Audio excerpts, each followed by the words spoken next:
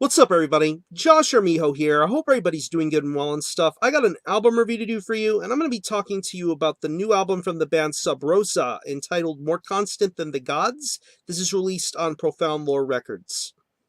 Now, if you're not too familiar with this band, they are based out of Salt Lake City, Utah, and the best way to describe the sound of this band would be a very experimental, sludgy style of doom metal. Over the last couple of years, this has been a band that has been very consistent in delivering some very high quality material. Uh, Most notably, their debut full length, Strega, which was really awesome. But then a couple of years later, that's when people really started to take notice of this band, that album being their sophomore effort, No Help for the Mighty Ones. That album got a lot of critical acclaim and a lot of people talking. Very interesting style, very atmospheric, very experimental. They have a very unique approach to doom metal, and Subrosa are one of the few bands to definitely be motivational to that kind of style. Now here we are with the third full length from Subrosa, entitled More Constant Than the Gods. It's 6 tracks and it clocks in at around 67 minutes in length.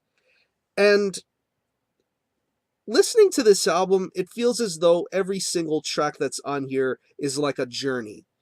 You listen to one track and you're just fully enthralled by the atmosphere and the experience of everything. Once the song ends, you get thrown into another kind of journey and listening experience. Each of the 6 tracks that are on here tell a different story and have a different vibe all their own. And it just is so gripping and so powerful. They Subrosa have really outdone themselves with this album, and really, this is probably one of the most engrossing listening experiences that you'll have the opportunity to listen to in 2013.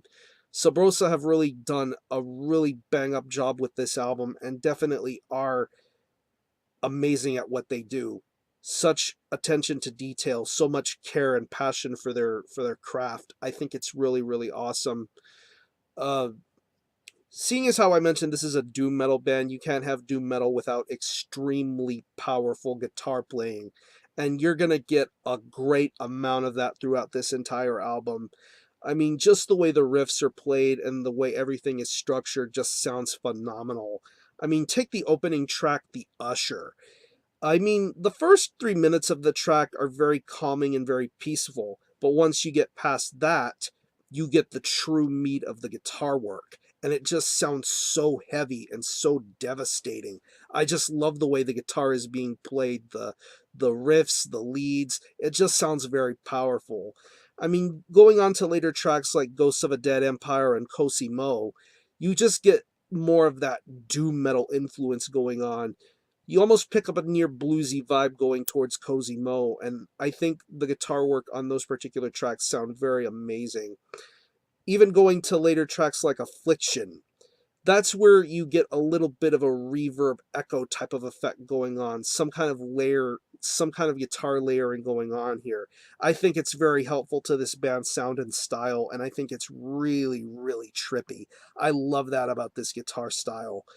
The bass guitar sounds very good too. It definitely is a nice little catalyst to the heaviness that the guitars are bringing to this album. I really enjoy the way that it's mixed. I enjoy the way that it's played. It definitely fits right in line with the guitar work going on here. I think it's really awesome. The drum work on here is played very well. Heavy drum patterns, nicely executed, even to some of the more methodical and lengthier songs. Going to tracks like Ghosts of a Dead Empire and Fat of the Ram, you get some really well thought out and methodical drum performing going on. I think it's very well played. You can hear the kick and snare sound really good. The cymbals sound great. Just the overall vibe and feeling of everything. I think it sounds awesome. And moving on to the atmosphere, the experimentation, you get some violin work going on in the first opening minutes of The Usher.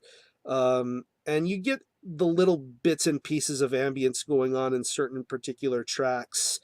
Um, Going on to the closer track of this album, No Safe Harbor, that's where I almost feel a little bit of folkiness going on with that track because you get the inclusion of flutes, violins, pianos.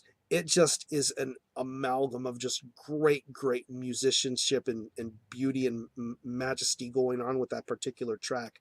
I think it just sounds awesome, and it's definitely something that really gets this album.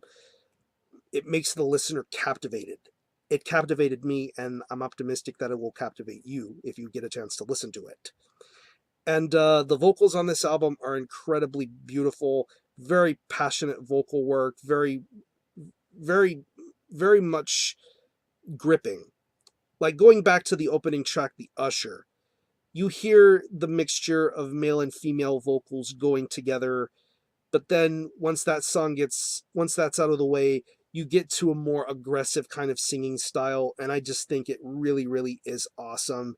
uh Again, going back to Cozy Mo, really awesome stuff. I'm picking up a Jex Thoth vibe with that track. I think it's really good. And I'd say the main highlight of the vocals is definitely the closer, No Safe Harbor. Really beautiful vocal performance. It's almost touching in a way. I really enjoy the vocal style that's being brought forth with that particular track. So overall, if you're a fan of this band's previous full lengths, you will find something to enjoy with this new effort. It is very ambitious, it's very daring, and if you are a fan of experimental doom, Subrosa deliver something incredibly awesome to listen to. If I had to pick any particular highlights, I would definitely have to say The Usher, Cozy Mo, and No Safe Harbor. So I'm going to leave you some links in the description box as to how you can listen to this, get a hold of it. I'm going to leave you a link to the Subrosa Bandcamp where you can stream this album in its entirety, hear it for yourself, and be your own judge as to whether you feel this is deeming of a purchase or not. It is available digitally. You can also buy it directly from the band and directly from Profound Lore Records. Um, yeah, get it however you're able to. It's definitely required Doom listenings. So, again, the album is More Constant Than the Gods by Subrosa. This is released on Profound Lore Records. Check this out. And as far as the score goes, I'm going to give this a very solid 9 out of 10. Very engrossing and incredible listen. Very bold, very daring, but it is very original. So support Subrosa. I'm going to conclude this review. Thanks all for watching. Thanks for checking out my channel, and until the next time, Armijo out.